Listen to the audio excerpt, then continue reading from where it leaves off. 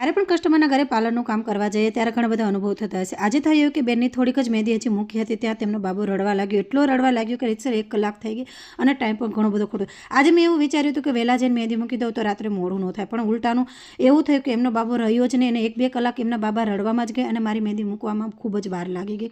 એક હાથમાં તો માંડ થોડીક સારી મહેંદી મૂકાણી, બીજા હાથમાં તો વાત જ ના પૂછો અને એનો વિડીયો પણ હું ન બનાવી શકી. પરંતુ બેનનો નેચર એટલો સ્વભાવ સારો હતો ને કે વાત ના પૂછો, કારણ કે એમને ઘણો બધો મને સપોર્ટ પણ આપ્યો અને એ બદલ હું એમને થેન્ક યુ સો મચ કહું. બહુ ક્યુટ બેન હતા.